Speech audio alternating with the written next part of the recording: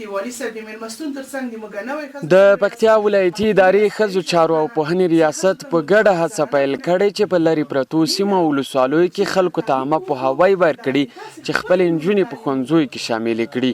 دوی په همدې موخه دغه کمپاین د دولت له میرزکي ولسوالۍ پیل کړ. پوهنې ریاست مسؤلین وایي هغه نجونې چې له زده کړو محرومه دي دوی به ورته د ځای ښوونکو او درسي کتابونو زمینه برابره کړي. داسې په پکتیا ولایت کې پخوا د ښځو زده کړې تعلیم ته ډېر توجه نه کېده. موږ غواړو د همدې کمپاین له لارې د خلکو ذهنیت سازي وکړو، خلکو ته فکر ورکړو تر څو هغوی هم خپل لورانې تعلیم او درس زده کړې ته وهڅوي او مکاتبو کې داخله او شمول ته همکار پاتې شي د دوی کورنۍ او د دوی والدین.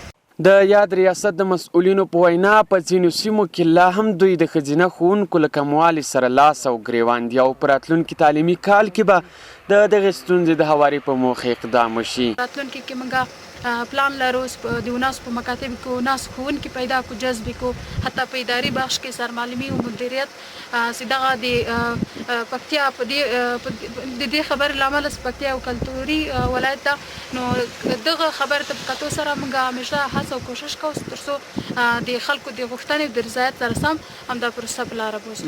له پیل شوي کمپاین سره هممهاله د پکتیا په میرزکي ولسوالۍ کې ځای خلکو تړون کړی تر څو خپلې نجونې په ښوونځیو کې شاملې کړي.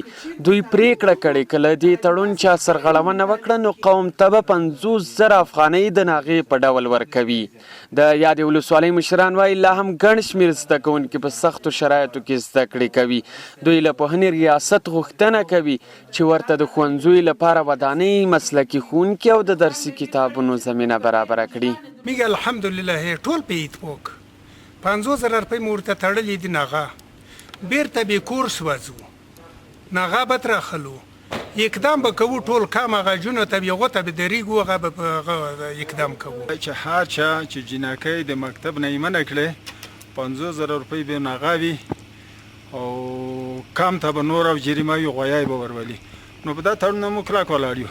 انشاءالله تر اخره پایه پورې به موږ په د خپلو اولادونو تعلیم کوو او همکار به وو.